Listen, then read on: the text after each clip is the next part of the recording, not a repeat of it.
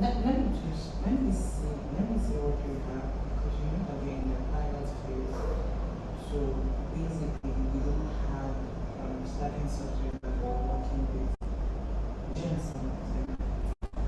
We are just looking forward to partnering with all. So if we can get software that will work for us for accountability purpose, I'll let you know.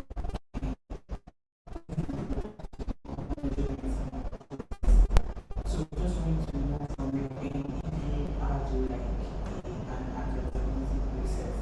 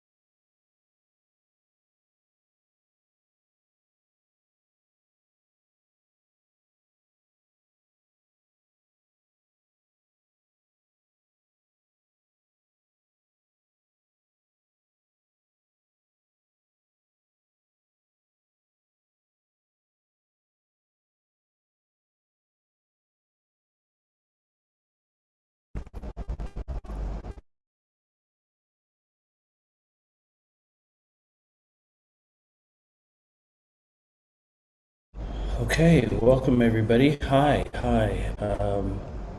I was so trying to do some marketing so we can get more people in the room, but I'm still seeing some of our friends at Tech for Good Africa,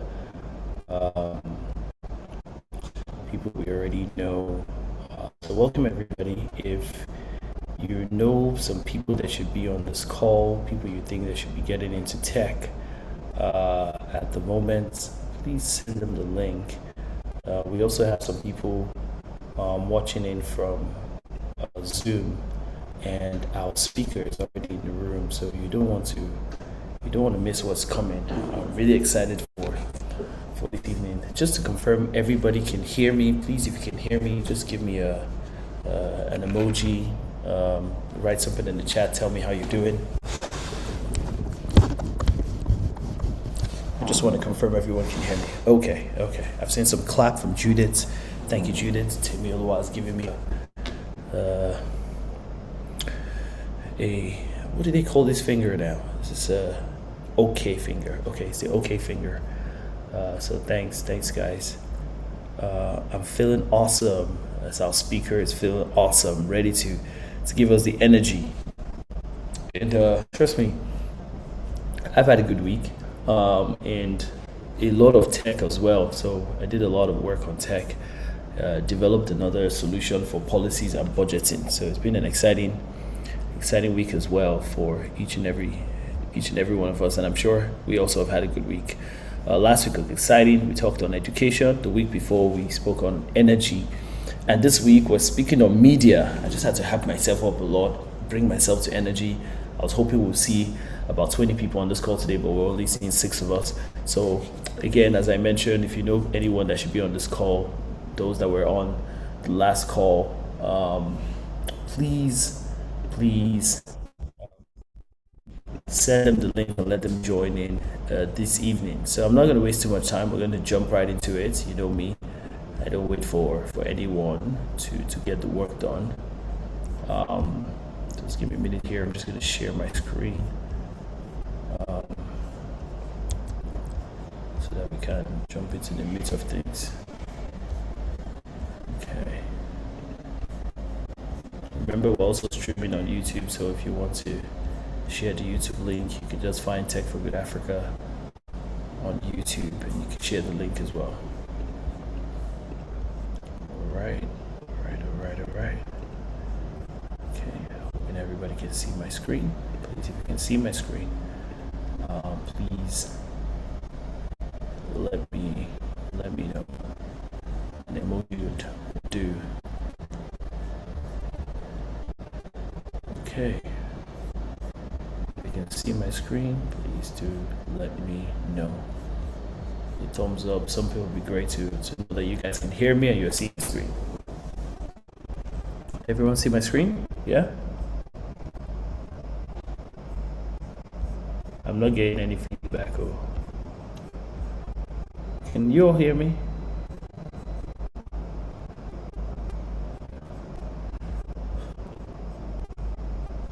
Okay.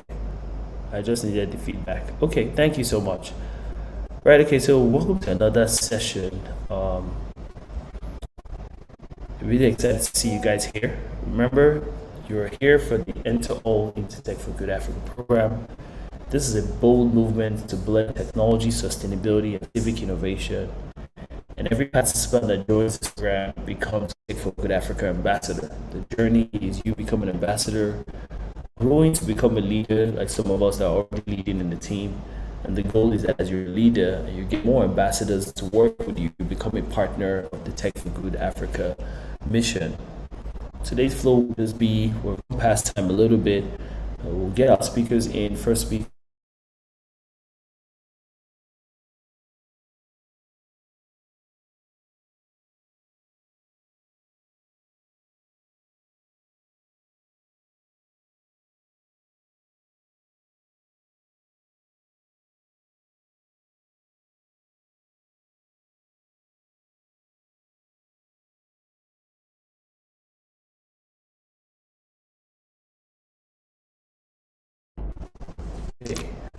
Today, the devil is a liar. The internet will not mess with us today. Okay, I'm back. Wow. The internet just tried to mess with me. But the devil has failed. I'm back. Okay? So we'll run through a 10-minute question and answer. We'll have our second speaker go on. And again, like you know me, I always say that you can never stop emphasizing or talking about Tech for Good Africa wherever you are. And today, again, I will still orientate everybody about who we are, what we do, and then after that, we'll close and everybody will go have a good time.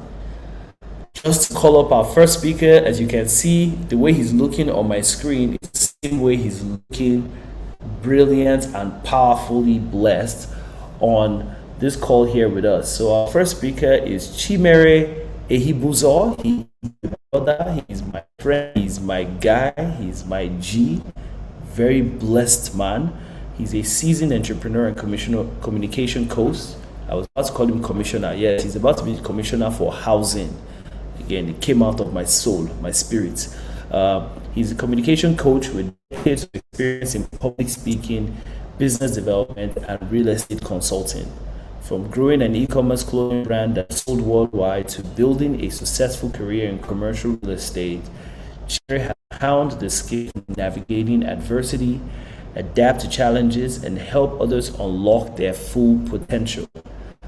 With an educational background in property, finance, and investments, and a passion for media, Chimere, my brother, has worked with both public and private sector organizations, empowering individuals to build brand identity, sharpen their presentation skills, and master the art of networking. Chimere now shares his knowledge and wisdom with the goal of inspiring, coaching, and edifying others to do even greater with the gifts that is in his hands. With no further ado, with all the energy in the room, with all the power in the room, let's give a warm welcome, a emoji clap, a emoji power, all of it, and welcome our brother Chimere Ihebuzo. Look at him, looking powerful, looking, brother.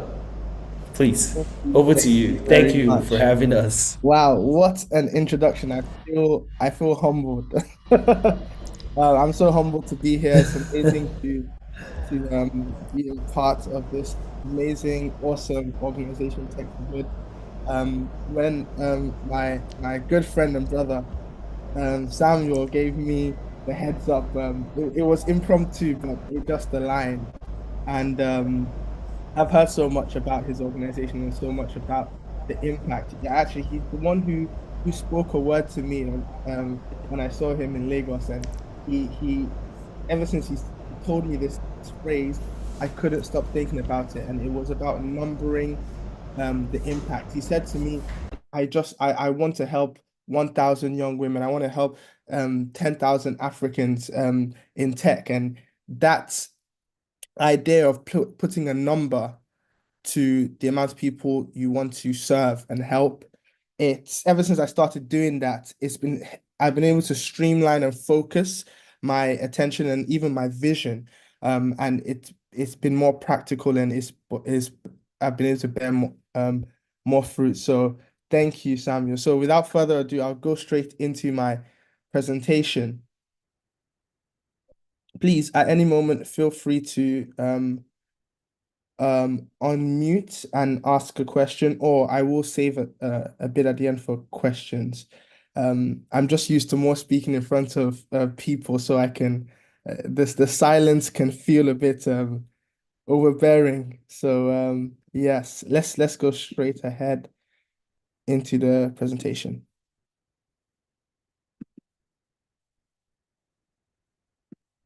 Can we all see this? Absolutely. Yes, yes, we can, brother. Okay, Yes. great. So I've titled this presentation life changing leverage because it's what I believe social media and media married with tech can be life changing leverage. I'll start with a bit of my journey. So I know that in the bio you read and you heard that I am a entrepreneur, I am a real estate consultant, and I am a creative of some sort. But I actually take it way back to where I learnt and I saw the evidence firsthand of the power of social media and turning views and attention into hard cash. Um, so I'll take you back to when I was 16 years old. I was living, and I'm from a place called Birmingham in the UK. I was born in Lagos. I moved to England when I was around 10 years old. And um, I found myself in a position where I needed money. I'm sure most of us have been in that position. And I didn't want to steal and I didn't want to beg. So I had one other option. I had to make a business or find another way. So what I did was that I started to look for problems and I started to look for solutions. And I opened my eyes to what was going on in my surroundings and the opportunities I had in my hand. And I actually threw a house party when my parents went on vacation. I invited everybody I knew and told everybody, and I just through word of mouth and direct to consumers, it just blew up. And I ended up having 120 people come to my not so big house, and I threw the best party of a lifetime. Now, when I went back to college the following Monday, um, I realized I had something that is gold. And that thing I had was attention. And I realized that I can't keep on throwing parties because my parents might quite literally kill me. They're not murderers, but I'm sure if I provoke them enough, you never know. So I had to realize and I had to find another way to change this attention and convert it to cash dollars. And what I did was I decided to launch a clothing brand with my friends. And this is a picture of me a few weeks or months later, I believe. And I had scaled the clothing brand to its first 100 sales. And later on, a few years later, I scaled it to a further 100. And I think it reached just shy of 1,000 sales, which was a couple £1,000 in revenue. And this was at the age of around 18, 19 years old. So that gave me the evidence that it's possible to convert attention into dollars or pounds or currencies. I was able to scale this brand and sold internationally through a lot of different tactics and marketing that I will speak about later. And I did this all without paid ads. This was all organic marketing. So, what is the power of media and tech? What is Mayor, yes? just wanted to slide is not moving. You showed us a picture. I was wondering where is this picture? The slide's not moving. Slide's not moving. No, it was still on the first page.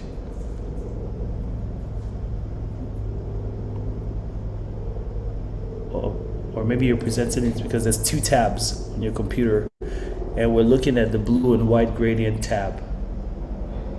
And then there's another tab saying project. Let's try this again.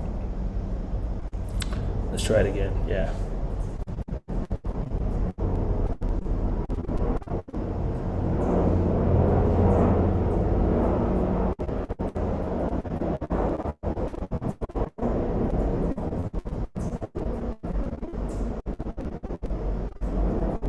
See now?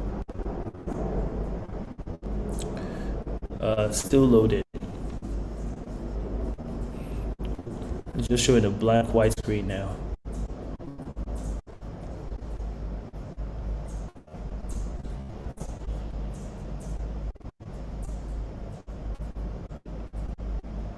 Now? Okay. Yeah, we see it now. And we see it with loads of foods. Okay, wonderful. Wonderful. Sorry about that. Thank you Yeah. for That's fine. So next slide. Can you guys see that? Absolutely. Yes. Yes, we can. Awesome. Thank you. Right. So to continue, the power of media and tech, the new world currency. As I said, the new world currency is, contrary to popular belief, not Bitcoin, not Ethereum, not dollars, not Swiss francs, but it's actually attention. It is eyeballs. It is view time. The global advertising, let me go back. The global advertising industry is worth $1 trillion. Approximately 5.65 billion people have access to the internet, and that just grows more and more by the year. It's expected to be 7.5 billion by 2030. And globalization, which is the theory about interconnectivity between the world. So it's not just nations or cities or indigenous people. It's more, we're all connected. Most of us, if we look in our house, we own something from China. We may own something from America. We may own something from all over the world. We consume media and information and art from all over the world, not just locally, but globally, which presents a massive opportunity. Now, let's look into further on what some of the things that people have been able to do using the power of media and tech. I'm not sure if we've all seen what's happened here, but in the nation of Nepal, the young people primarily were able to utilize social media for positive impact. And they did this by amplifying anti-corruption messages. They used it to organize protests They, even when it was banned, they were able to use VPNs to get around it and use social media to further organize themselves. And then they ended up using a platform called Discord to vote for their next leader. Another person or another example of someone using social media for positive impact is this man over here, Kabi Lame or Lame. I'm not sure how you pronounce his surname, but I'm sure all of us might have seen or heard from him. But if you haven't, he is the most followed person on TikTok. He then, when he started in 2020, after he was working as a janitor in Italy for $1,000 a month. After he got fired from his job, he started posting content on TikTok primarily and other social medias. Fast forward to now, he's now a judge on Italia's Got Talent. He's a UNICEF ambassador. He has become the global face of brands like Hugo Boss and many more, and he gets paid up to $750,000 per post on social media. This is the power of social media. He's been able to influence so many people and influence people to start their own channels and build their own brands. So this is evidence of what I'm saying. Now, what are the ingredients of a great story? What makes your media seen? Character. The character is the engaging, relatable person. That character can be you. That character can be a description of a person. For example, if I said, imagine when I'm 40 and I'm going on a walk with my dog, that description of a version of me when I'm 40 now becomes the character of the story I'm telling. So you need to have a character to have a great story. You need to have context. Context is the settings, the plot is the background, it's the little detail that brings or paints contour and highlight to the overall picture of the story. Now, conflict. What is conflict? Conflict is a problem. I know we all say, I like peace, not problems, but human beings naturally like problems that end in peace. That's the problem. And this is what a lot of us miss out. Without an engaging conflict or contrast, we end up having a story that goes like this. And one of the things that psychologically human beings crave is up and down. If you look at our heartbeats, it's not, if it's this, that means you're in trouble. If it has to be like this. And um that movement and that cycle follows a lot of things, even our content, even the way we present ourselves, even the way we pitch, even how we talk and how we present. You have to have the fluidity and the fluctuations to make it interesting. And that's why you need conflict. It creates that tension that makes you want to hang on to hear the end of it. It keeps you on the edge of your seat. And then the last thing, climax. The climax is now the point of dramatic tension. It's that resolve. It's the aha moment. It's the moment where what that you've been waiting for. It's the part that you remember the most. Everybody usually remember how a story end and the way it made them feel.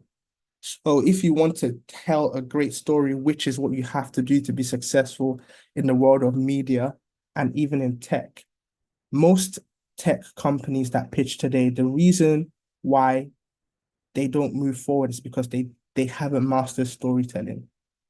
Because there's nothing new under the sun. But if you can convince somebody else that your solution is the better solution, if you can accurately communicate the potential of what you have, then more doors and more opportunities will be open to you. So using these tactics, you can even revisit certain pitches you've done. You can revisit certain content you've posted, whether that's oral content, whether that's videos, whether that's photos, whether that's even email marketing, and see if you've used these ingredients accurately. Because if I'm making a cake and I forget the eggs, something's not going to turn out right.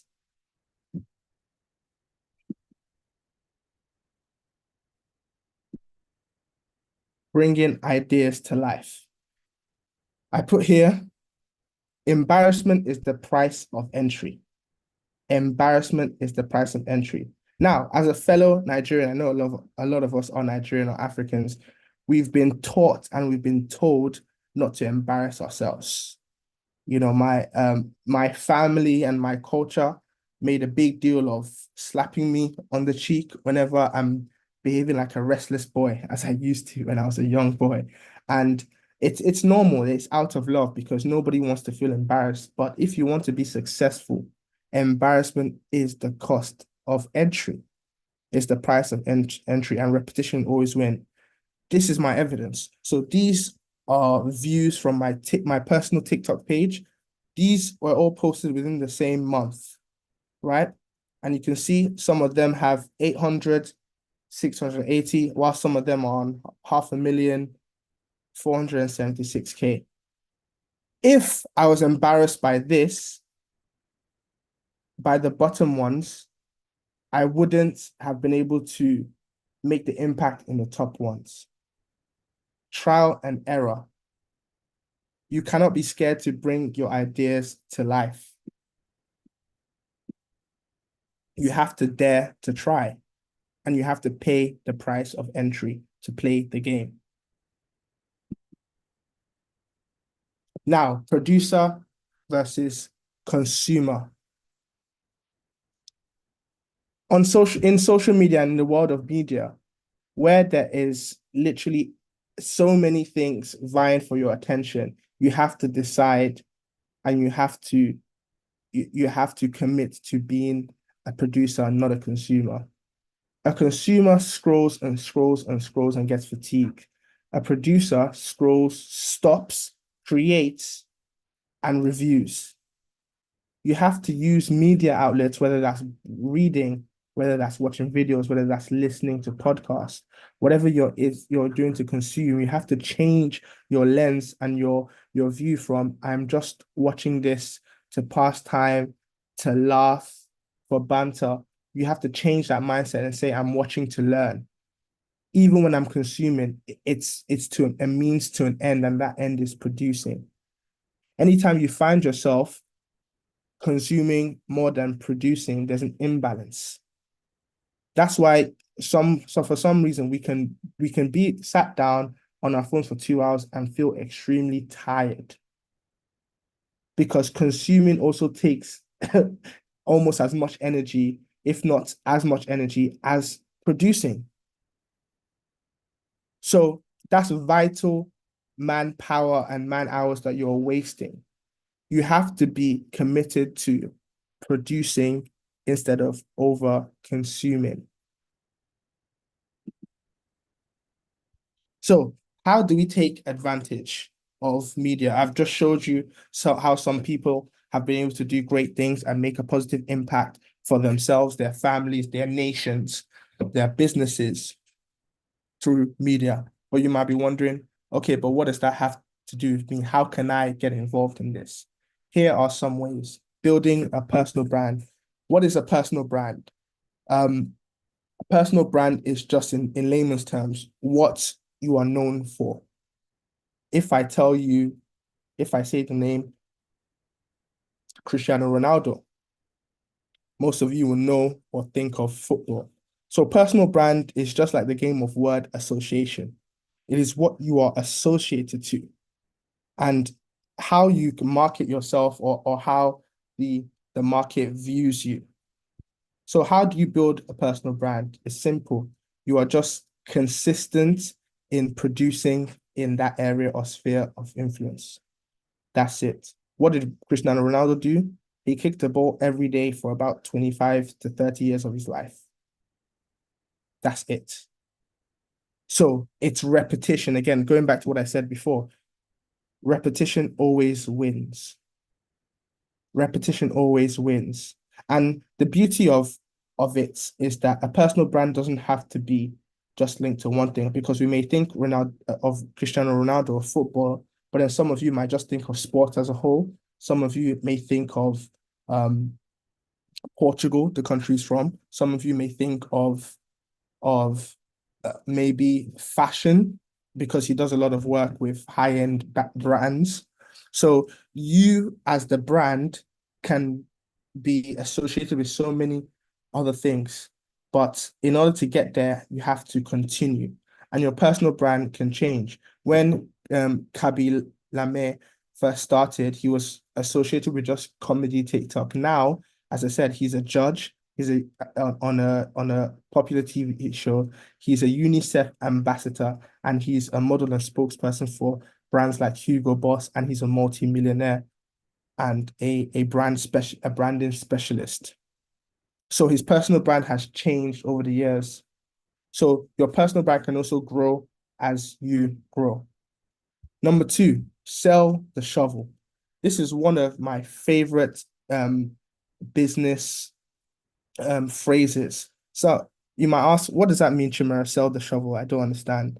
Do I go and buy wood and buy metal and make a shovel and sell it? No, I mean, if you want to, you can.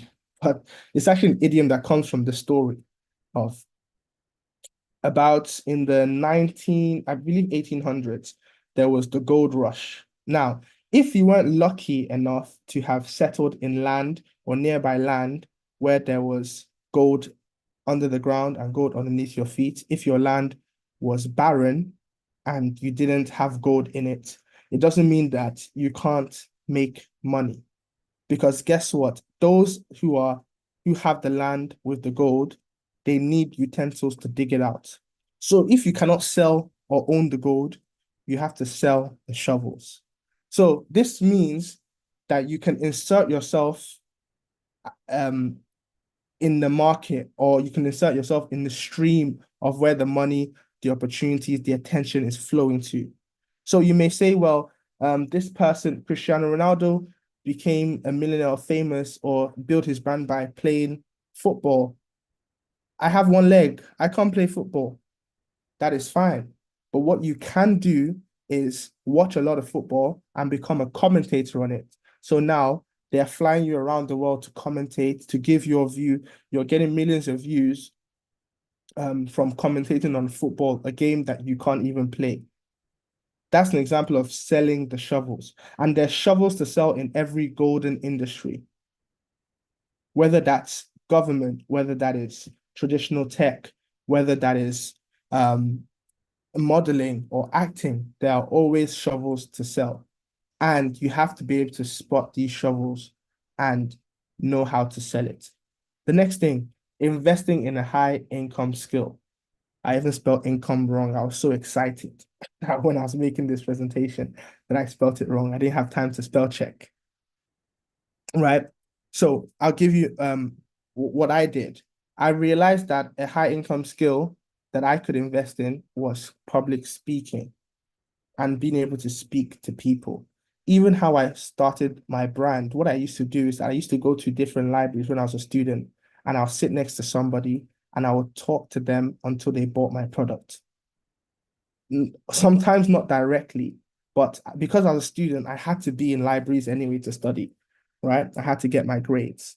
And I also had to make sales for this business. So it made sense in my head to put the two together. If I'm going to be spending hours in libraries, but I also need to grow the business, I might as well grow the business whilst I'm in the libraries. And who are the people how does the business grow? By getting more customers. Who are my target market? Young people. Where are young people around my age? Also in libraries because they're studying. So it was just one and two together. And I realized that being able to talk to people, being able to communicate my passion, my ideas, and having a good product was valuable. And the more I spoke to more and more CEOs, more and more founders and directors, more and more popular people, I realized that the ability to speak confidently and competently was golden and would present more and more opportunities as I grew in whatever field I went into. So I invested in that skill. I also invested in becoming an expert in real estate. I also invested in media, editing, cameras. Every 1 or 2 years, I pick a new endeavor and I put in my 10,000 hours in it so that AI cannot replace me. Right?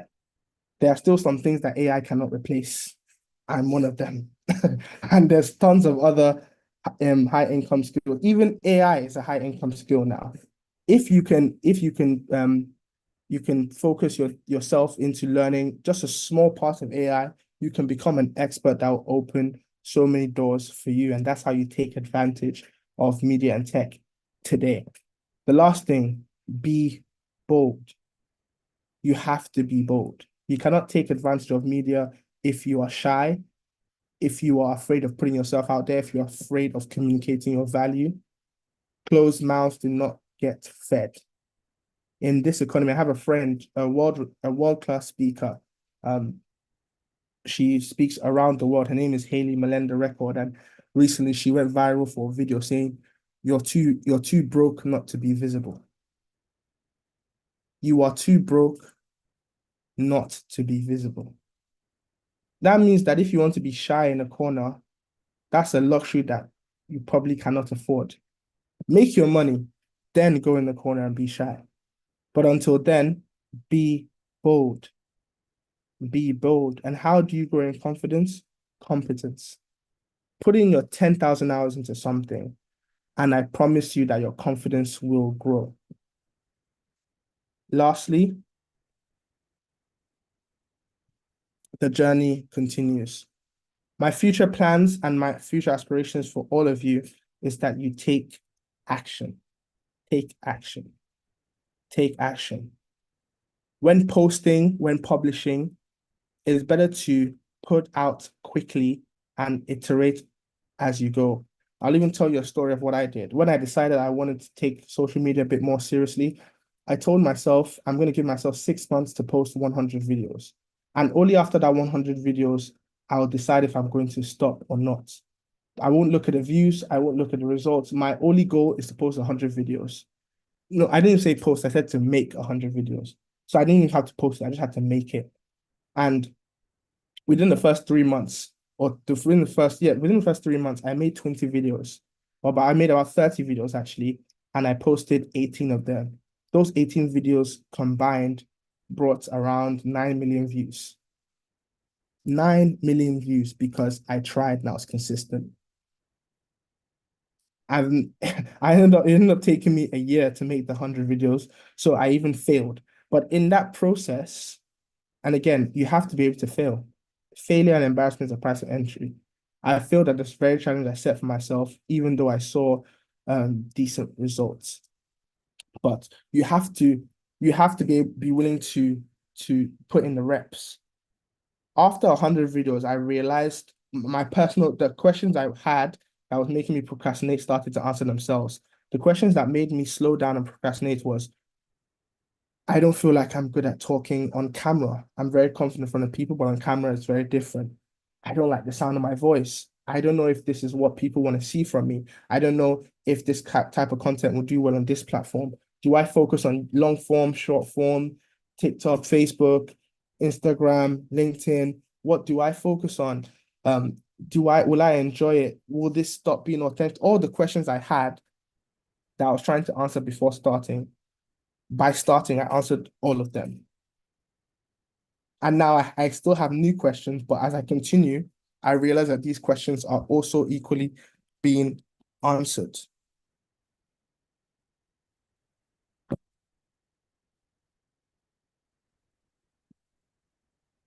Thank you very much for listening.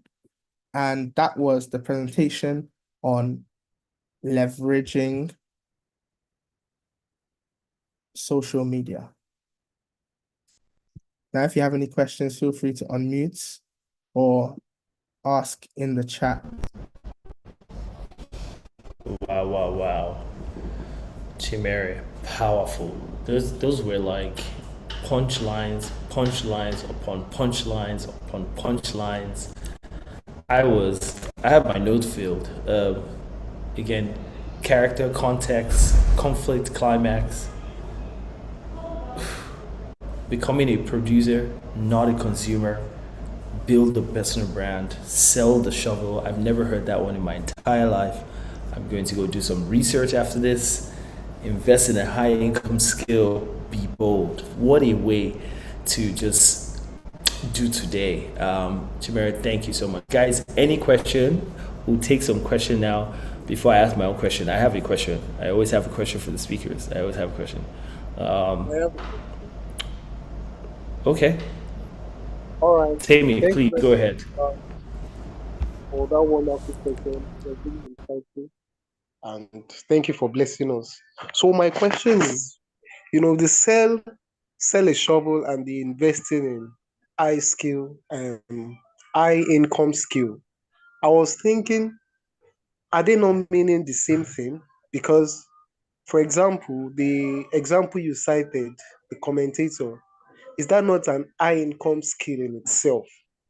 So can we interchange those things, or I don't know if you understand my question. Yes, yes, I understand your question. So, um, yes, I guess yes and no. I'll say is my answer in that anything that anything that you do well can become a high income skill, but not everything that you do well can become a high income skill. For example, I know someone who whistles. He's a musician and he gets paid to go around the world and whistle. Now, is whistling a high income skill? Not not really, but I guess entertainment is. So entertainment will be the shovel because you think about all these global artists, they want different these people that sell out Wembley. They don't do the whole show. They always have people to come in, or you think about people who want to impress their guests. There was a wedding of a billionaire in India, the type of people that he had to bring entertainment, that would be your shovel moment because you may never, as a whistler, get the opportunity to sell out Wembley, but you can be the shovel on the Burner Boy, even though that's not technically a high income skill, what you're doing whistling. So they are interchangeable in some instances, but then in other instances, they're not. Does that make sense? Wow. Tammy, I don't know if that helps you.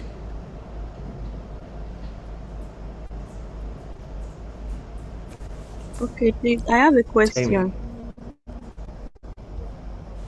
Yes, Judith, please go ahead. I think this will be our All last right, question before I ask my question. We right.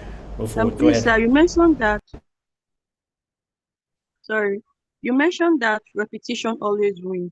So my question is, how do I stay consistent without feeling like I'm repeating myself too much? Like something that there's repetition that builds mastery and repetition that becomes boring to the audience. So like, how do I go around the repetition thing? I don't know if you get what I mean.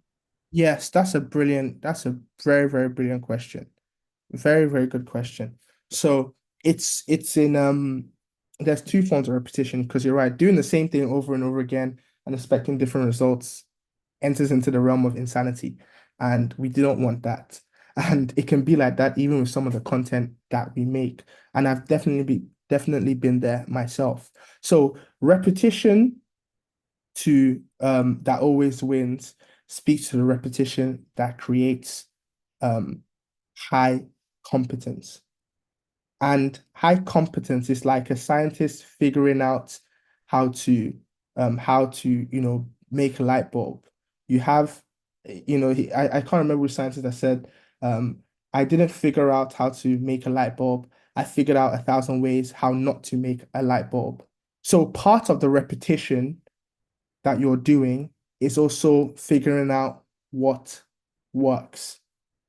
So you're not entering that territory of doing the same thing, expecting different results. So in a sense, you're doing the same thing, which is posting every day, but what you're doing differently is each post is different. So maybe this post you're filming from this angle, next post you're filming from this angle, next post you're using red writing, next post you're using yellow writing, next post you're getting someone else to record you, next post you're walking outside whilst you're doing it. So you by using different iterations, you do the consistent thing, which is posting every day, but you can consistently post an iteration a day, or you consistently do a variation each time. That's where the consistency and variation And that is actually part of there's a great psychologist called Maslow, and he has his theory of human needs, and that comes from the things that human need. Every human, there's a list of about 7 things, security, but the main things I was talking about in relation to this is they need variation and they need significance, right? So variation is the key there.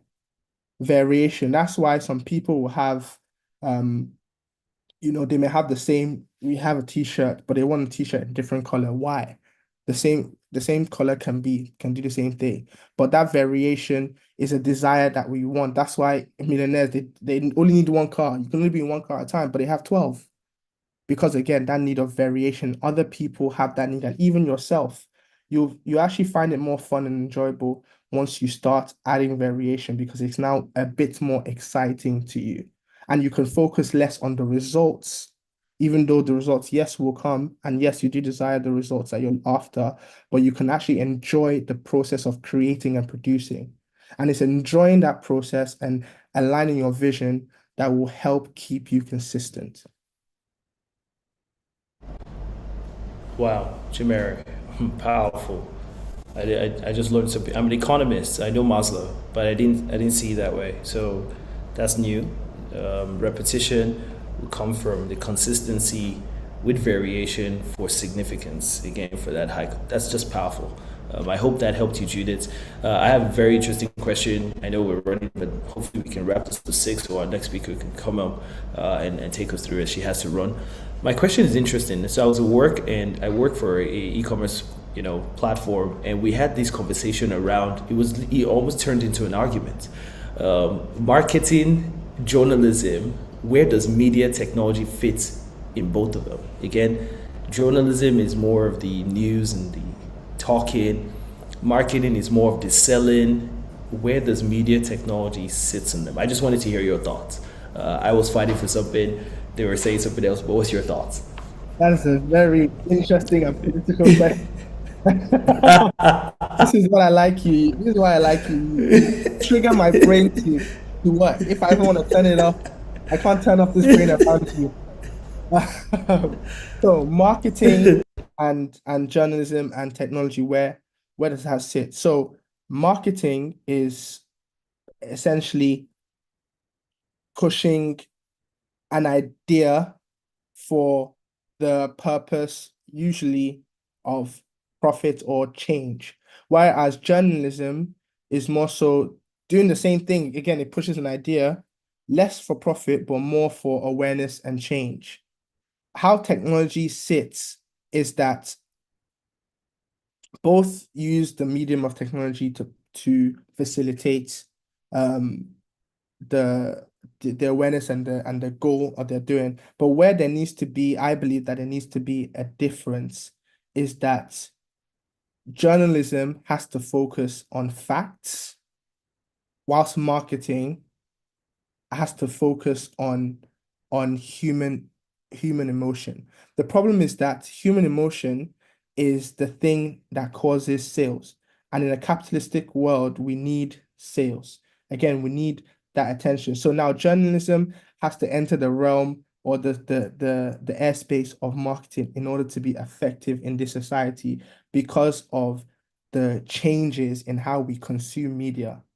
Because of the attention span, the people who need to, if a journalist before wanted to get a story out, they could just focus on pure facts and put it out there. And because people are used to consuming things like that, they could receive it that way. But now, if you take journalism tactics and structures from the last 100 years and use it today, they will go nowhere, because the people who receive it has changed. It's the same thing as me trying to sell my movie using VCR. That's almost what it's like. So even though VCR worked, and in a time it was really good and it was reliable, whereas the way the consumption has changed, journalism has to move in it whilst fighting very hard to protect their integrity and not fall into marketing. So it's a very hard thing to do, but I believe that if they are consistent, again, because I believe that every single human has an inherent desire for truth, whether they believe it, know it, or like it. So if a journalist channel or a page can be consistent in delivering truth, eventually, again, that shiny object syndrome will die down, and we will be sober enough to want the pure truth. And again, going back to variation, if every other media or journalism channel is using marketing tactics, when you are the only one using good, straight focus on journalism and truth sharing without the added fluff to draw attention in, you become the variation that now will receive more attention.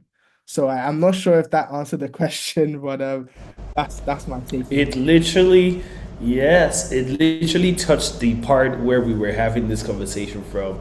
And I love that you did that and just even hit it on the head. Journalism is fact, marketing is emotion. In the world now where we're going into, a lot of people are looking for real information in the age of AI, where an AI can come up with anything. Something can just, people are looking for more verified data, more truth in the journalism. And what we concluded, or what I concluded and was saying to everyone, was the media technology I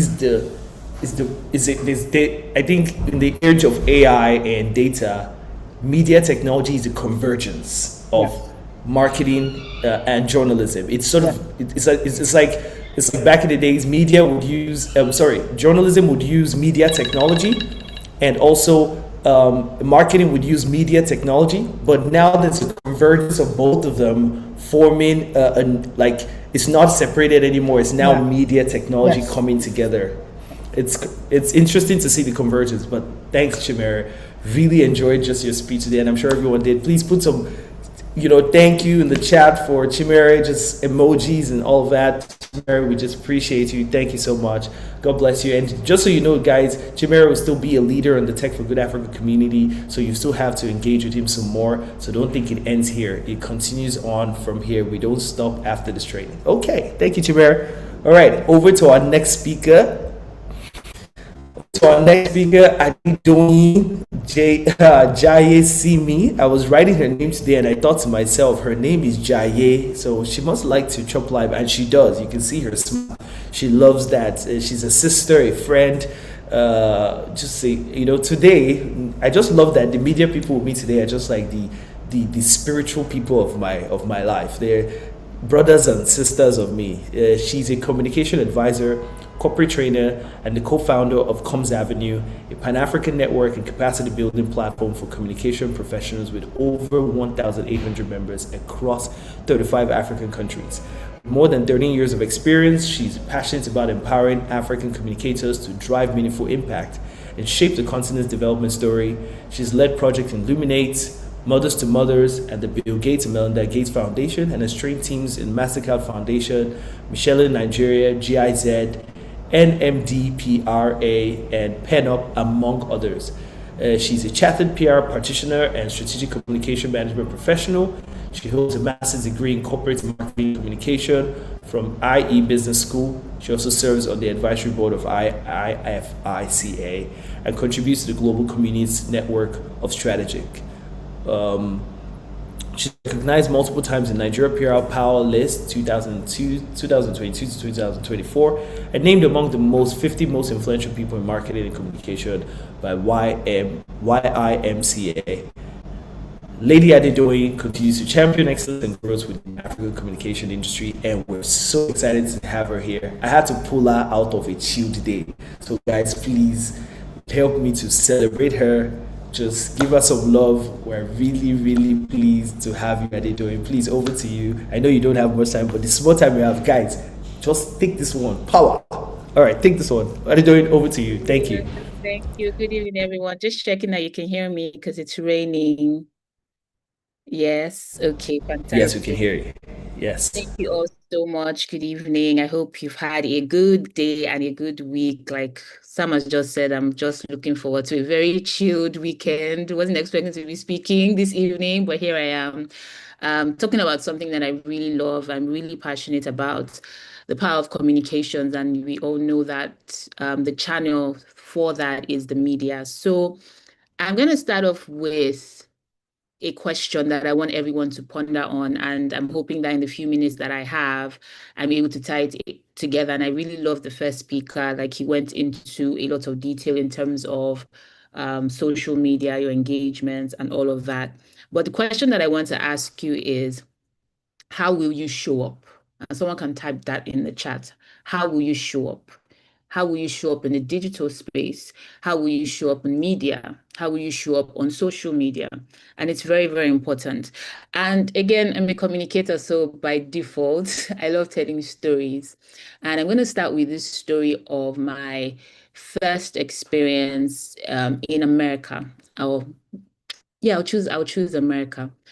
So I don't know how many of us we've watched all of those American movies. It just seems like, wow, this place is a land of gold, literally. Everything is so, fast cars, bright, high rises, everything is bright and beautiful. Nigeria is like the next, cousin that is on the other end. Just all, you read the books, you read the magazines, you hear everything in the news, and it's like, wow, this is such a great place.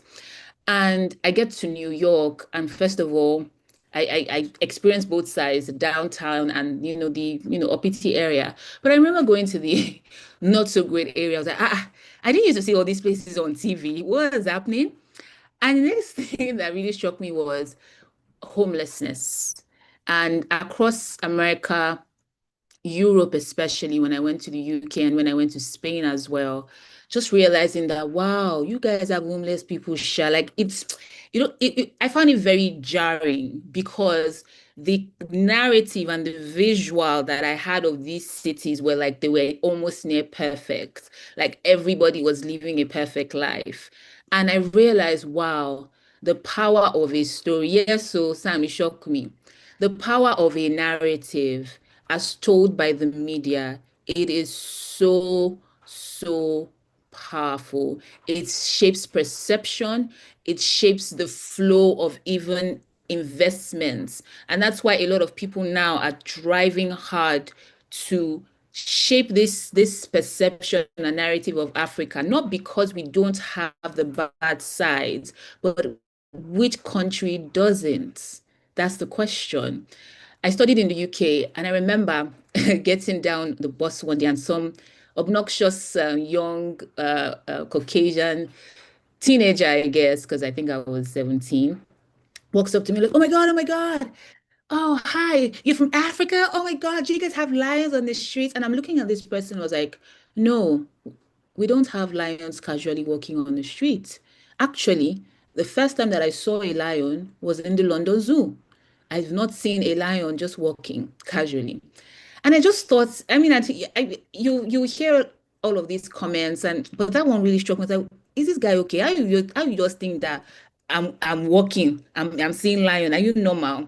But a few days later, I then stumbled on an advert. It was a tea brand, and there's this robust looking black woman making stuff, about to make the tea.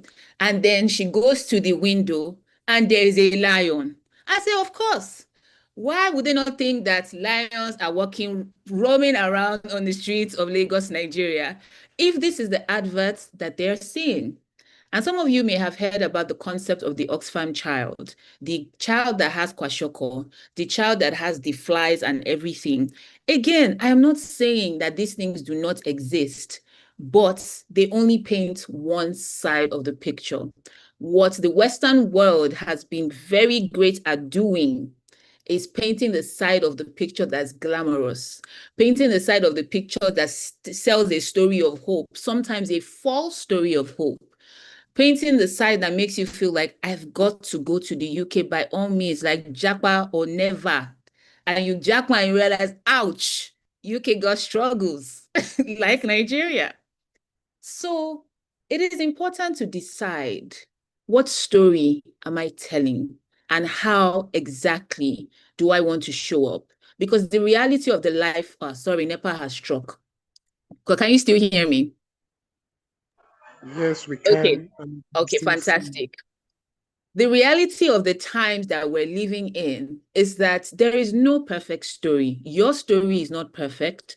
The story of your nation is not perfect, but do you know what we can choose to do as individuals is to tell a balanced story of what does it mean to be a Nigerian? What does it mean to be a young person who is ambitious?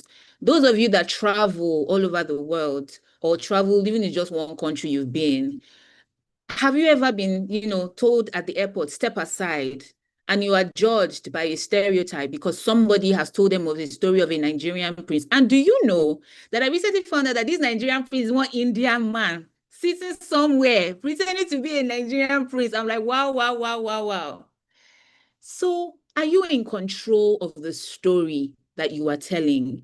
Every single thing that you put out on social media, in the digital space, it's contributing to a narrative.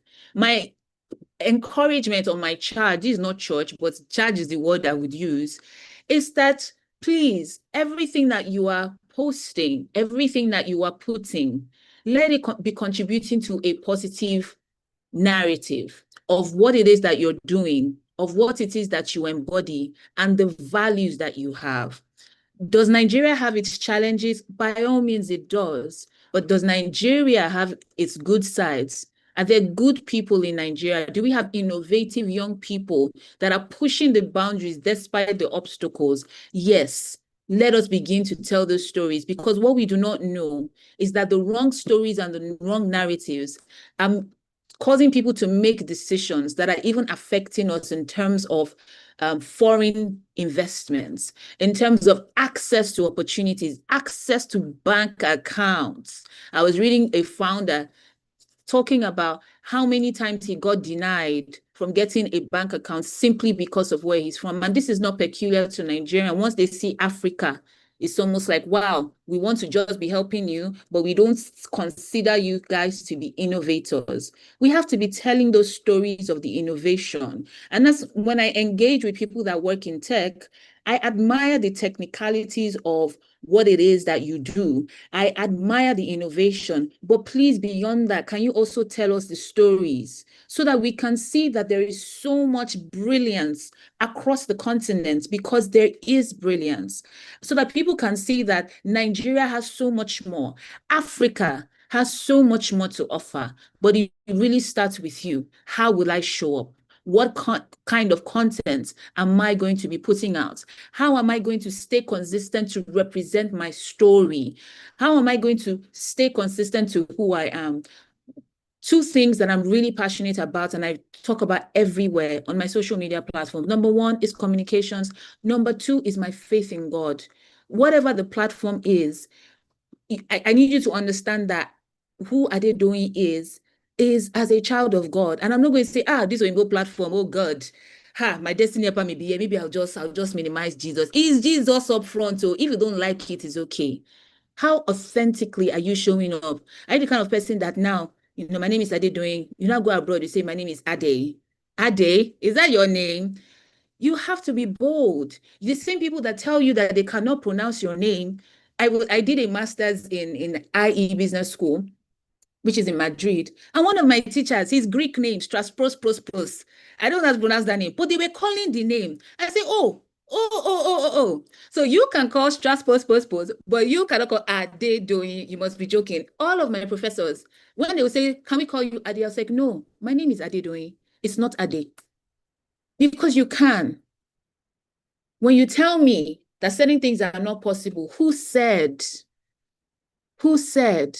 So my charge to you is, let us begin to show up as our authentic self. It's why I love Madam Ngozi Okonjo-Iweala. That woman, across the global platforms, she's there with her African outfit and her head tie. I'm not the biggest fan of the head tie, but man, she is true to who she is. Whether she's meeting the president of America or she's going for business meetings in China, who are you and how are you showing up? Are you bending to the whims of, this is what will be acceptable? Or I'm choosing to be my authentic self? And that truly is what will make you stand out in the media. What is my value? What am I putting out? And how does this contribute? The other thing that I want you to think about is, when it comes to media, you have two groups of people. You have the people who are consuming. So if all that you are doing is that you open your phone and you're scrolling, and how many of us have noticed that thing? You say, let me just quickly check Instagram, and you are scrolling and scrolling. You will now peep the time, 2 hours gone. What have you done in those 2 hours? You have liked, you have like, oh my God, wow. Nothing productive. But somebody, Uncle Mark, is making a lot of money from that your 2 hours that you have just burnt. You, on the other hand, you are expending money because your data is costing you money. Now, is consumption bad? No. But if you're only consuming and you're not producing, then you need to start thinking about it. Or you're not creating. Now, I'm not telling you to go and buy ring lights, open TikTok and start dancing. That's not what I'm saying. What I'm saying is, if I am consuming on social media, what is that consuming leading up to?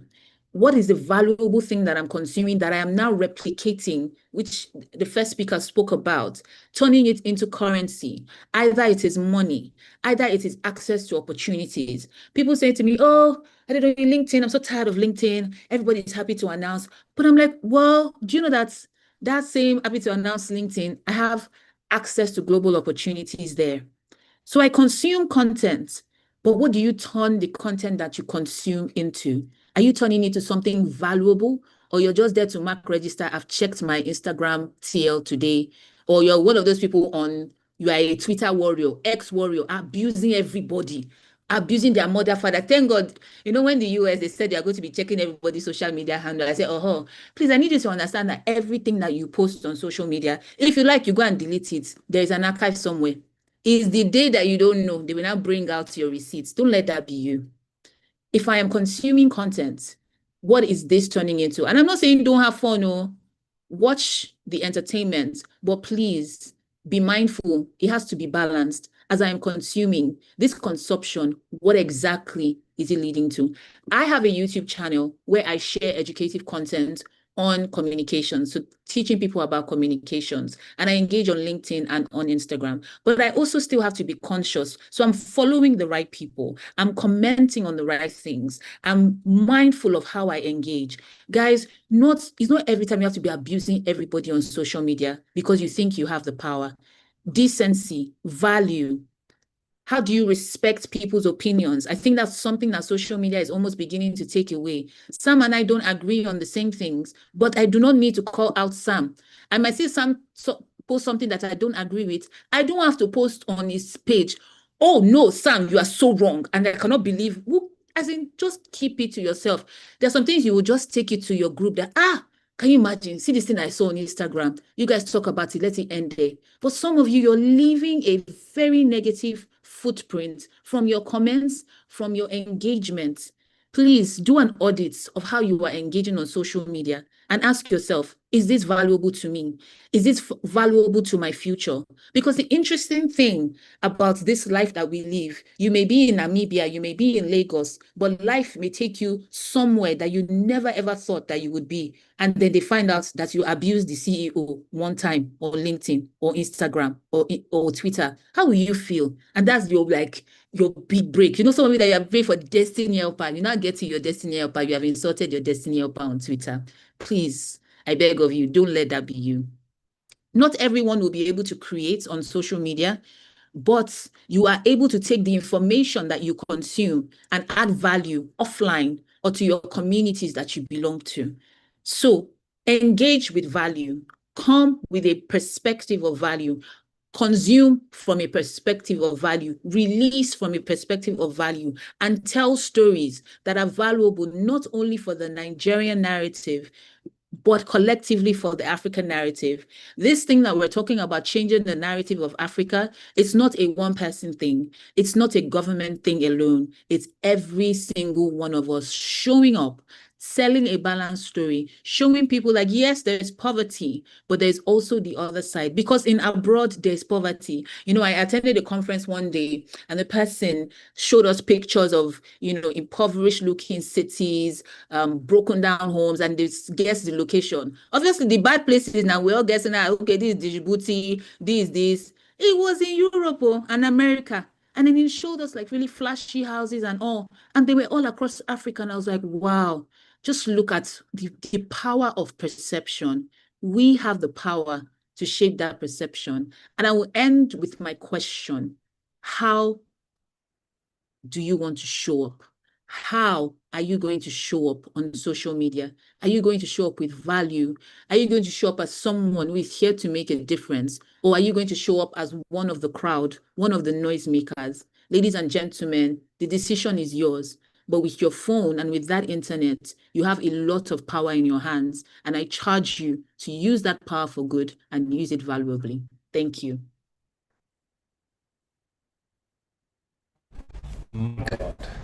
My God, my God, guys, please let's put a, just claps, emojis, because that is you showing the value. It's powerful, as you can even see that both speakers still spoke on the same, the synergy.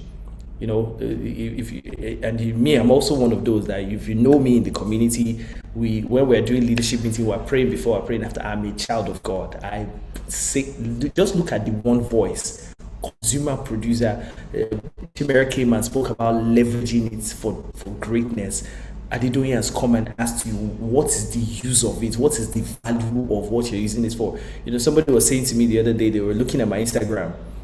Again, not just somebody, my wife, she was looking at my Instagram and she was like, why is your Instagram like this? I said, what do you mean? She's like, everything on your Instagram is just positive, Jesus, God. I say, it's my algorithm. I've been liking, the only thing I follow is Christian things. I cannot be seen. I don't even know the comedians. Even Lai Wasabi, I don't follow them. I don't know what they're.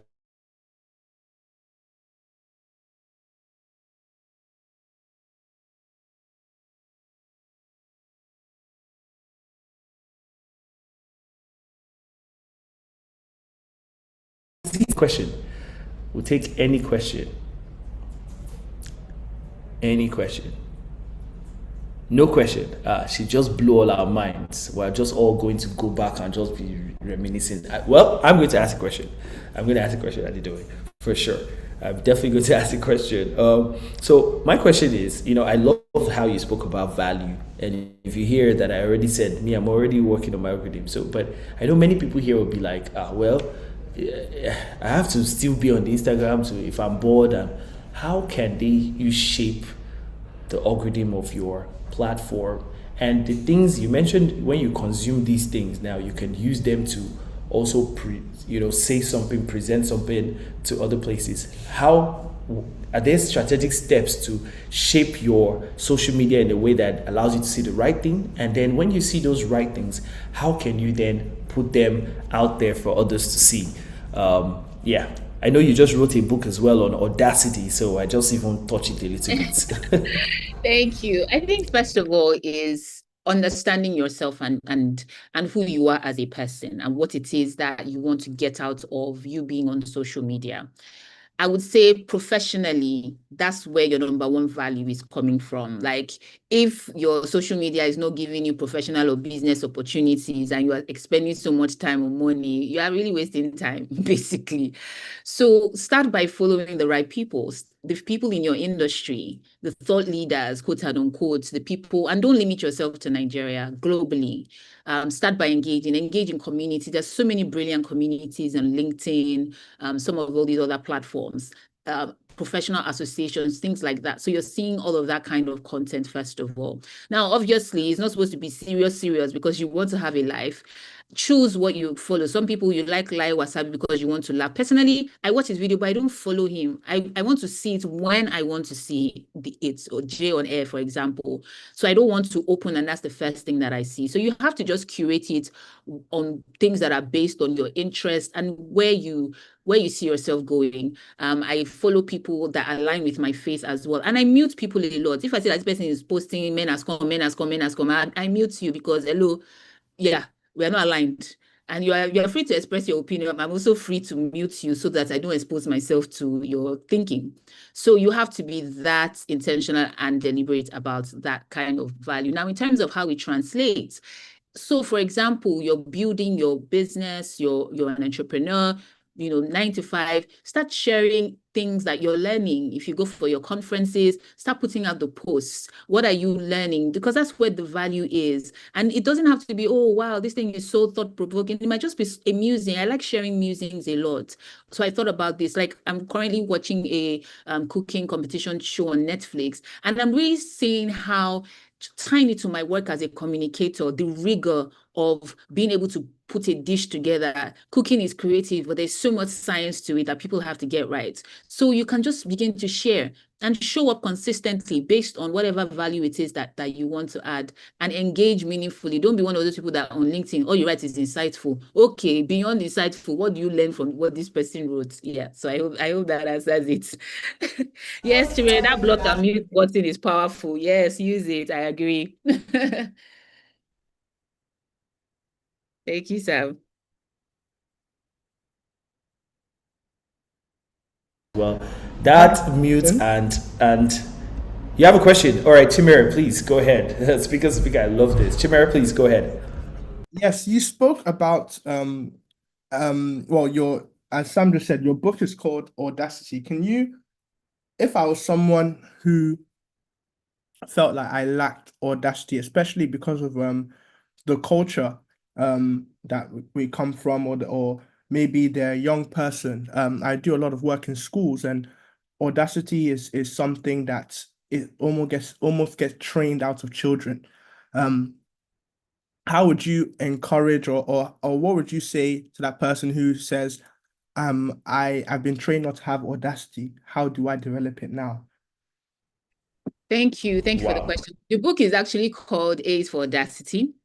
And I like that question because you're right. We're socialized in a certain way.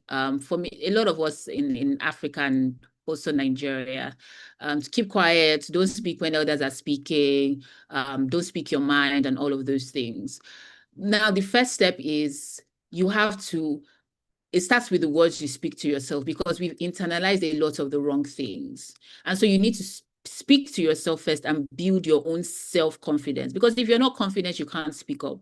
And so it starts by, I literally, when I'm coaching people on this, what do you say about yourself? What is your declaration? Do you see yourself as someone who is bold, who is confident? Even if you don't believe it, just be confessing it. There's such power in the words that we speak. And then the next thing is begin to take the baby steps. So a charge from the book is step out of the boat and walk on water. At some point, you're going to have to do it afraid. Your heart is pumping. You're like, this thing, maybe they're going to slap me. Maybe they're going to shout me down. But you know what? You do it anyway.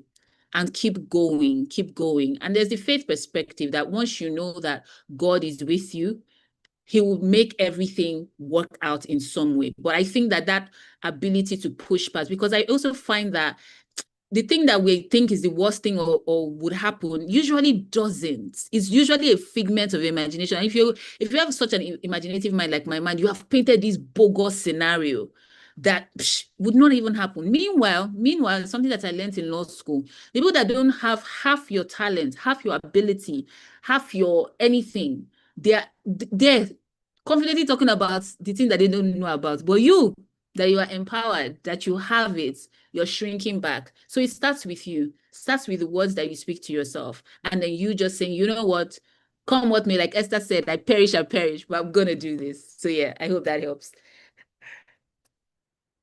Wow. Audacity. Yes, I thank you love very that we much. just, and that's just powerful. Chimere, I will call you after this. We need to talk about more audacity for us to take over the real estate market. You know, I've had that conversation. But I love that we ended today I want with to chip audacity. in because I'm doing a book tour. Please. I'm doing a book tour. The next location is London in November. So I would send an invitation to the community, anyone that is in London. And the book is available on Amazon. If you're in Nigeria, it's in Roving Heights. Please get it. You would love it. Amazing. Chimere, Adedoyin is going to be there. Connect, get the book, bring some of the community there to Adedoyin's launch of the book tour there. Exciting. And as Adedoyin shares with us, we'll share with the community as well. I need to also get myself one of those books. I don't know why I don't have it. I have Adedoyin's first book. I don't have a second book. It's been a journey, Adedoyin. Amazing stuff. Thank you so much. I'm loving that we ended with Audacity. Again, guys, I'm just going to run through a session. You know, we always have the interactive section. We always like to collect data here. So we'll literally jump into that in a minute. Let me just share my screen. You know, we like to collect data here. You know, we are data people. Let me just get myself ready here with the... If you don't know about the Menti yet, you are sleeping on Tech for Good Africa. Just want to say a very big thank you to all our speakers. You guys are awesome. You did very well for us today. And we don't take it for granted. We do not take it for granted. Okay, guys. Okay, I don't know what's happening here. I'm trying to share this.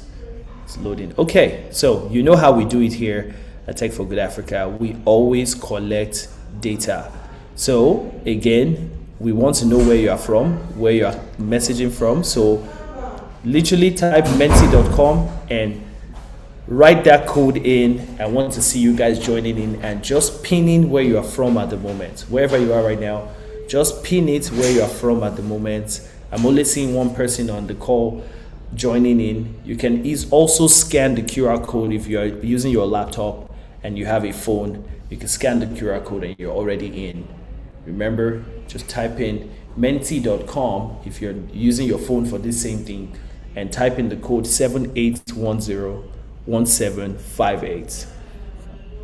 Guys, I'm waiting. I can only see one person on it. I can only see one person. We need more people to join in. Okay, 2 people have joined in. We have 10 people on this call, so everybody should join in.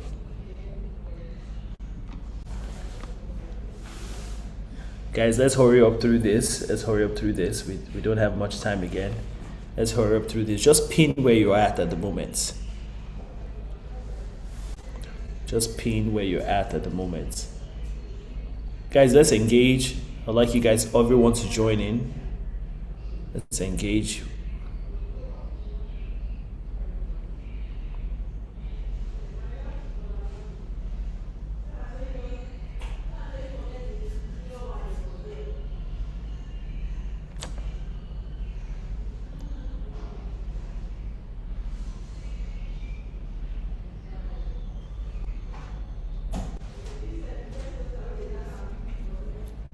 Okay, just pin where you're at.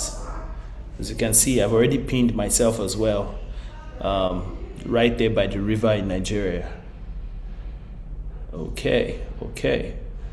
All right, looks like we only have 6 people joining in. I'm going to move to the next question, just so that we rush through this. I don't want us to waste too much time. I want everybody to go have a relaxed Friday evening. And again, I have to run through what we are as Tech for Good Africa. Okay, all right, I'm moving to the next question. What technology would you like to see deployed in Africa's media sector for good? What technology would you like to see deployed in Africa's media sector for good?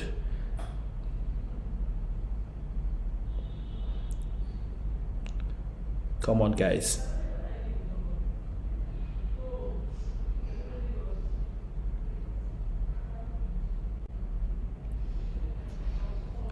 Oh, nothing? Positive content. Okay, guys, let's type in what technology would you like to see deployed in Africa's media sector for good.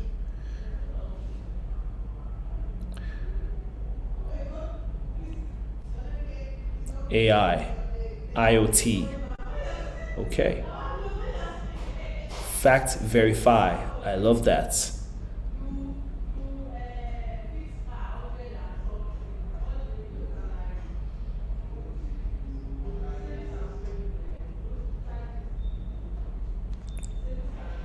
AI seems to be winning. Quality data, IoT.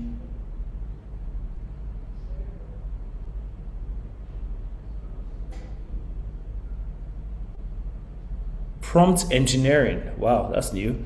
Like that. Prompt engineering in media, that's really good. Really good. Okay, I'm going to move to the next question now. Okay, and this is our final question, and we'll get back to... All right, next question. How can Tech for Good Africa do more in media for good?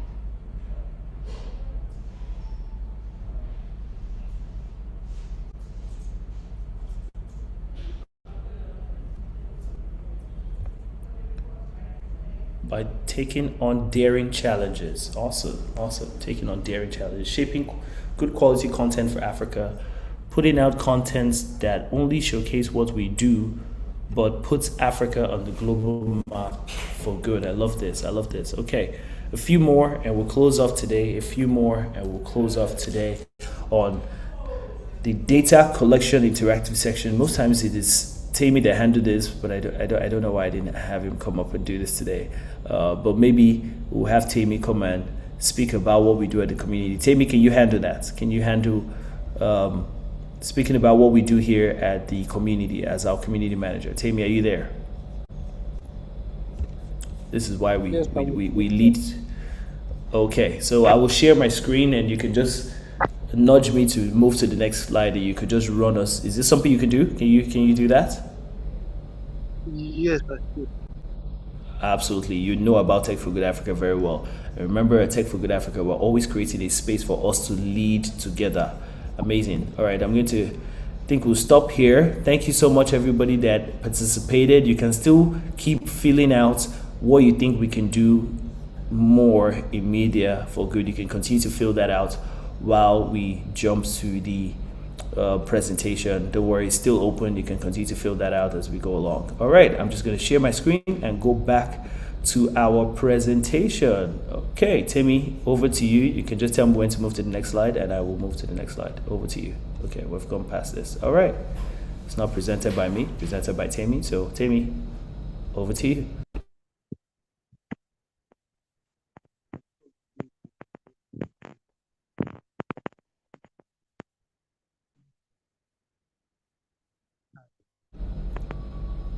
Timmy, we can't hear you.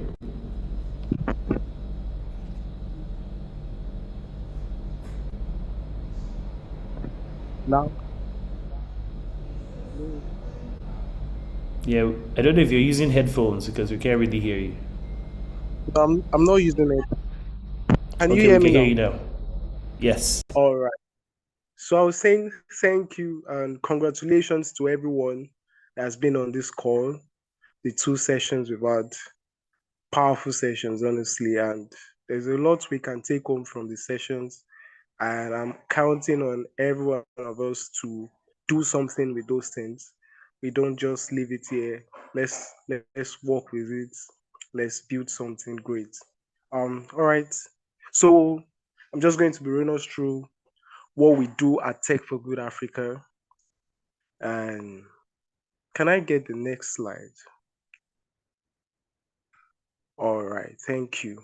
So we believe at Tech for Good Africa that tech is not just a tool, but an innovation for change in our community, in our countries, globally. And so this is why, this is what's birthed Tech for Good Africa. We are a movement of innovators, leaders, and change makers across Africa. So we know that Africa needs people that will take this challenge, right at it. Like we've learned today, how we paint ourselves matters, and we need people that will do this. We are not just doing tech to make money, but we are doing tech to, bring about change in our community. We are using tech as a civic tool. All right, so we are using technology as a force for sustainability, inclusion, and good. Hence, the tech for good. We are not just doing tech for money, like I said, but we are doing tech for good. We are doing tech. We are doing tech to build a force of sustainability. And we are building Africa's future with verified data, civic tech, and leadership. We've spoken about the Echo platform over the past weeks, and the Echo platform, what we're looking at is making sure that Africa has verified data, because if we are building, if we are building a skyscraper on a bare land, it's not going to stand. So, but we need data. We need data that will actually inform our decisions, and that's one of the things we are looking at Tech for Good Africa. And we go by our framework, which is the E equals md cube. And so a lot of the time people say, oh, why is there not, a raised to power 2 for the E? But we believe energy and education, they are intertwined, meaning the energy, it could go as the education you get, you can channel that energy into doing tech for good, into, building innovations and all of that. And also energy itself as a sector, we, so sorry. And then we have media. Like today, we are talking about media, how media is going to shape our continent, Africa as a whole. We have data. Like I said earlier on, data is needed. We need data to actually build something meaningful and design and digital. Can I go to the next? Can I have the next slide, please? All right. So, what are ethos? We believe that technology is a civic duty as much as an innovation. So we don't just believe, oh, tech is a tool, but in as much as we are trying to do tech, we should do tech with the mindset that, oh, we want to perform some of our civic duty to our communities. For example, we see from one of our sessions the energy session, we learned about how some local communities in Uganda make use of their, they use uh, their wastes, they convert wastes to, cooking alternatives for communities. And, that's technology. That's, bringing about change in that community with what they have. And we also believe that Africa's problem require homegrown and human-centered solution. We don't just believe in copy and paste because most of the time, and like Lady Adedoyin said, we just want to take on the white people's stuff. That's why when we go abroad, instead of using our local names, we put it to something European, something abroad. But no, that's not how we are going to bring about change in Africa. Our problems requires that we come about solutions in our own context. And we believe that data, identity, and design are the new drivers of prosperity. We cannot overemphasize the importance of data. We need data to make decisions. We can't just rely on gut feelings. And these are the narratives we are trying to shape in Tech for Good Africa. And we believe leadership is about empowering communities first.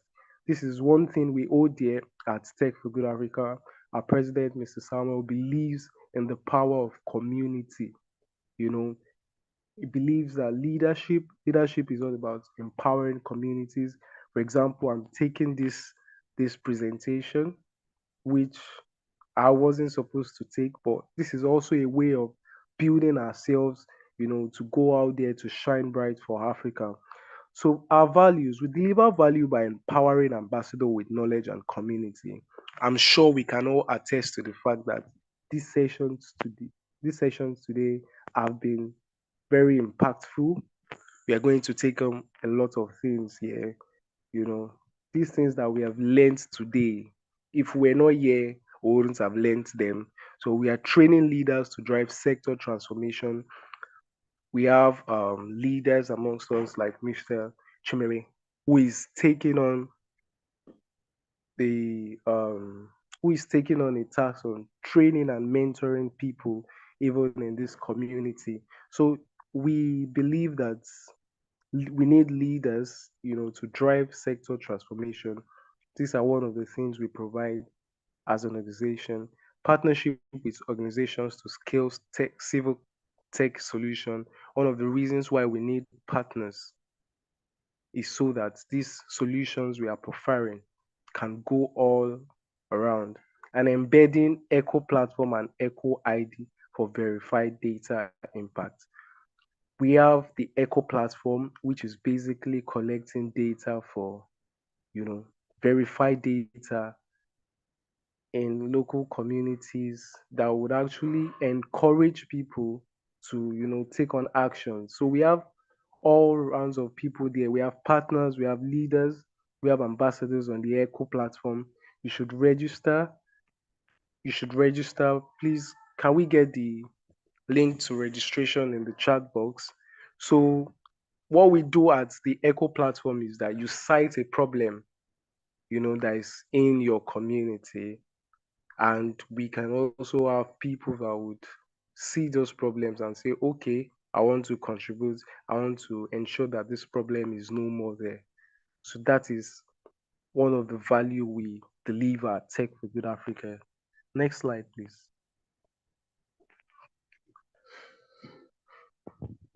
So our current program, we have our think tank and circles where we do research and collaboration on Tech for Good themes. We recently put out a policy document. Yes. So, but what we do in the think tank and circle is we do research and collaborate on Tech for Good themes, and they enter all into Tech for Good, which is our onboarding ambassadors into Tech for Good after, which is the one we are currently on. This is to bring all people from different walks of tech enthusiasts, leaders in tech, to come together and learn like we are doing currently. And we have African Technology Leadership Academy and Awards. Yes, where we are training leaders in 11 sectors and awarding, giving awards to people that are driving change in energy, education, media, data, design, and digital technology. We also have our International Women's Day in Tech, which was championed by our director, Mrs. Olamide. We had people receive free laptops, and it was powerful. And that was also that is also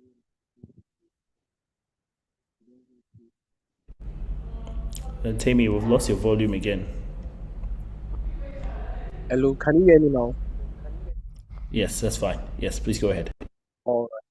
Yeah, so I was talking about the International Women's Day in Tech, which was championed by our director, Mrs. Olamide, where she said, okay, what are we going to do for International Women's Day?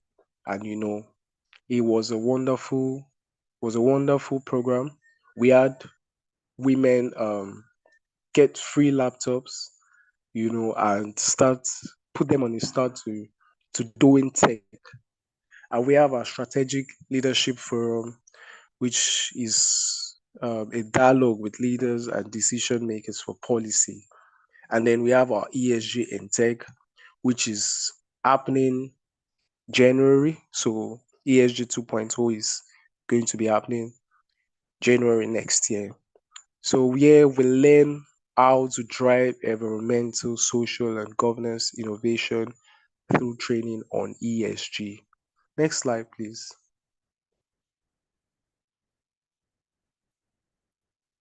All right, so our upcoming and development programs are AI for Good, that's leveraging artificial intelligence for social and civic innovation, Data for Good, harnessing data for verified impact and informed decision making. By the way, you should check out our president's interview with Tessa Adamu on data.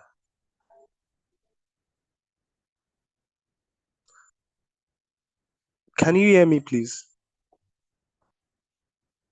Yes, we can, Tammy. Go ahead, please. All right. Yeah, so Data for Good. I was saying that members of the community should go and check out the podcast, the interview session with Tessa Adamu. I would appreciate if you can, yes, on raising 100 billion. Yes, I would appreciate if you can drop the link in the chat so people can go listen to that interview. We have our Green Tech Leadership program where we train people in sustainable and we will be training people in sustainable and renewable technology, the Digital Governance Lab, building civic tech solution with government, EcoCon, which will be like an annual convention where we learn, we create for sustainability, innovation, and tech. the EcoBank initiative, future-facing financial inclusion and green banking platform, and then the single currency simulation. Details of these two, they are embedded in the interview, so you should definitely listen to that. Again, Mr. Samuel, I don't know if you can um, provide the link to the interview in the comments. So, in the chat. All right. Thank you very much. Next slide, please.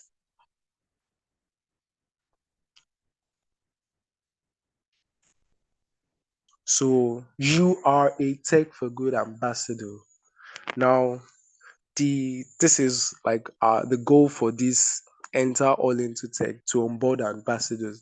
Now that you're an ambassador, you have to actually, you are a representation of Tech for Good Africa.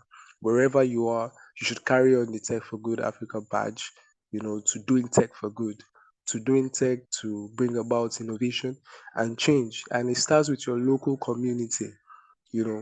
Look out for problems that you can solve, and we are here as an organization to back you up, whatever idea it is that you have. So you must be passionate and about this. Please, next slide.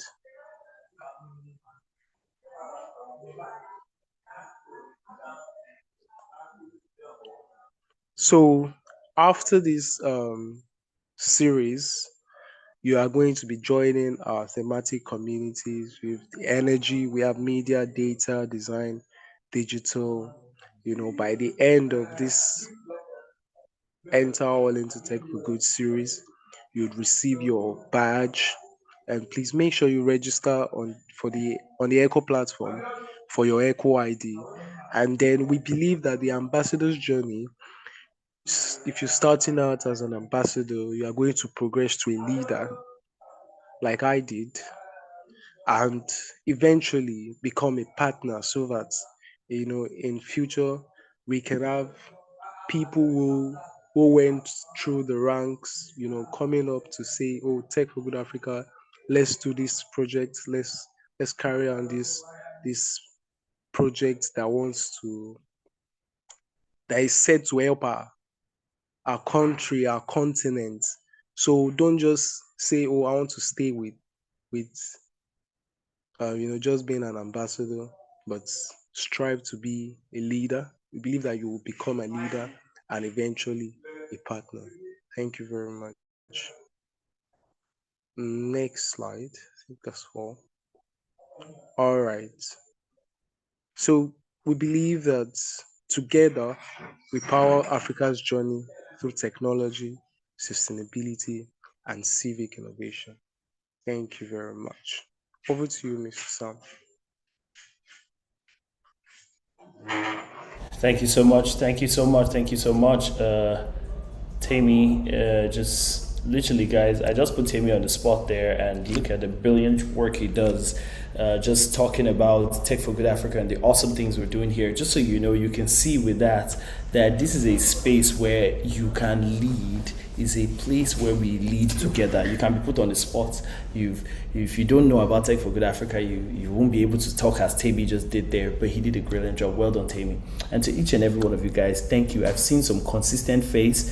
You are now a Tech for Good Africa ambassador. Remember, you have to do 3 of them and you're already in. Some of you are already in the leadership group already, the sub-leadership group. Some of you that I've seen on this call for the past 3, you will start getting emails from us nudging you and joining the sub-leadership team and start to run your ambassador journey to doing more good things across the nation. Guys, thank you so much for joining tonight. We really did end on time. We even have 80 minutes to chill. So we'll take any question or any feedback at this moment while we wrap up tonight. So if you have any questions, any feedback, really looking forward to hearing it. You can hear the podcast as well that was launched this week with the Unlocking Africa and myself raising 100 billion for data infrastructure. If you know me, I'm very passionate about data, and I'm very passionate about how we can use that data to shape Africa's economy. But not just only doing that, but how can we use that from a place of if you know how finance has been for years, finance has always really been focused on capitalism. It's been focused on, just trying to get people, poor versus the rich, a narrative that's not true, and so on and so forth. But you can change that narrative. So with the platform as well, with what I was talking about on the podcast, you hear a lot about how we can even shape a way of measuring people's inputs based on social and sustainable value, not just finance. Finance has become the thing that if you're a rich guy, we'll trust you more. But what if the person had more of a social value, and that social value can let us promote them more? What if it was sustainability? You can help them. I can see even Ugochi, just even being here with us, she has already launched a group. She added me to it today, Sustainability Edge. I was like, wow, things are going down, things are happening, lives are changing.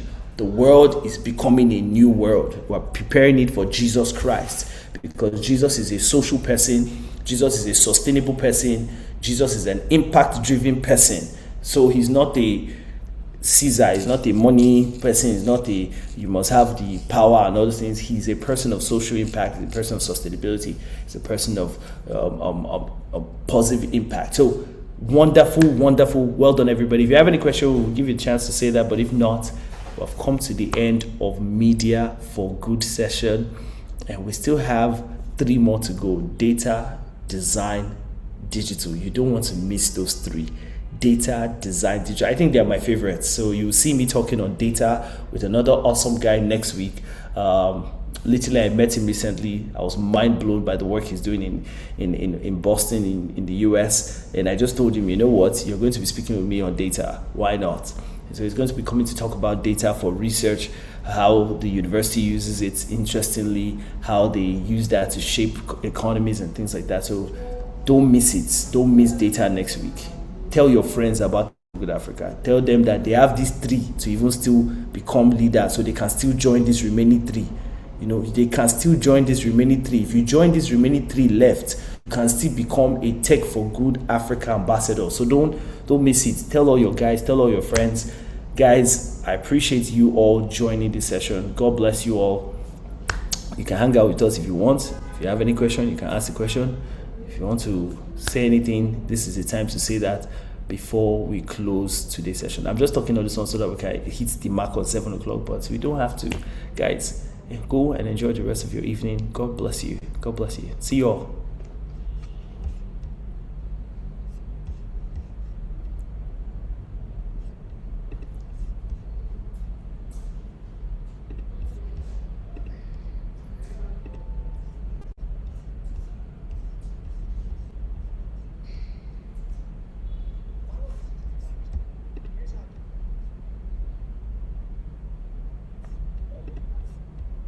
Are we not taking pictures today? Good option. Good. Let's take pictures. All right, guys, turn on your cameras. I love that. I was going to play some music and just enjoy the remaining of the 4 minutes, but yes, let's take some pictures. I can see Olamide is on the move. I can only see her glasses. Yeah. I can't see anything else. I was going to make a joke, but I won't do it.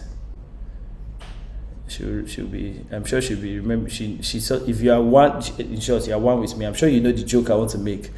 The joke about what he told me yesterday. I'm not going to make the joke. Don't worry, it's in-house joke. You know the joke. Your NYC joke. You know the joke. It was in-house, so I won't do it. Don't worry. I got you. It's in-house joke. And Vincent, looking sharp. Vincent, where are you from? Are you in Ghana? You look like a Ghanaian guy. You're in Ghana? You're in Nigeria? I can't hear you. You're muted. I'm a Nigerian. You are? Hey, you look Ghanaian, though. Are you sure? Wonderful. You're looking like a Ghanaian guy. Which part of Nigeria are you from? I can verify that. You can verify it. Is that something? Is that something I should know? I invited him. She can verify that. Ugochi is really an ambassador of Tech for Good Africa. Big up. Big up. Vincent, we welcome you. How many sessions has Vincent been on now? This is your first one? Yeah, this is my first one. Welcome, welcome, welcome. We appreciate you joining the Tech for Good Africa community. Great things are happening here. Welcome, welcome. It's Thank good you to so see you. Even if you look Ghanaian, we embrace, you're not Ghanaian, you're Nigerian. It's our brothers, okay? It's okay. Yeah. Judith, we see you there. Judith went to go and tie a scarf so that she can come with her makeup. I love it. I didn't do makeup. James. There's no like. There's no like we need your video, on your video. Tell me, you that said video, where are you? Our screen will be dark now. I saw her now. Okay. I see her now. See her live. Judith, yes, looking sharp. James, no smile. James just comes on the screen. He's ready to do tech for good. No time to play or anything. He's not playing with anybody. Timiola, what is going on? Where's your own camera? Afolabi Daniels and Cesarina. See, somebody that told us that we should turn on our video, him is unavailable. My God. Okay, guys, are we ready? Are we ready? Let me just get this video together. Are we ready? Afolabi and Cesarina, are you guys going to turn on your camera? We'll give you another 5 seconds. 5, 4, 3. Okay, thank you, Afolabi. Afolabi, you came and what happened? NEPA took light. You just came on and disappeared. Now. I just saw you. I saw you now. Like Come back. It doesn't like what? I said it doesn't like to show his face. I've been fighting. Show your face. Show your face, Afolabi. So you're also another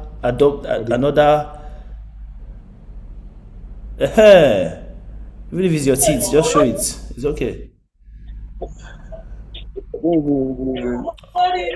It's dark over here. Good evening. It's already dark over here. Okay. I don't know if you can see me. We can see you. You are looking glorious. Okay, so we'll take this photo now in 3, 2, 1. Please give us a smile. Yes. We are Tech for Good Africa. We are always smiling. Awesome, guys. Took that photo. Thank you very much, everybody. Enjoy the rest of your weekend. See you next week, Friday, as we talk on data for good. See you all. God bless you. Okay. Thank you. Thank you, Vincent. Welcome to the community. Welcome. Thank you, everyone. Yeah. Thank you. Good night. Good night, everyone. Good night. Thank you.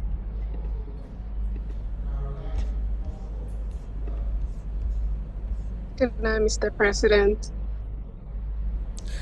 Good night to my wife. Good night, Matt.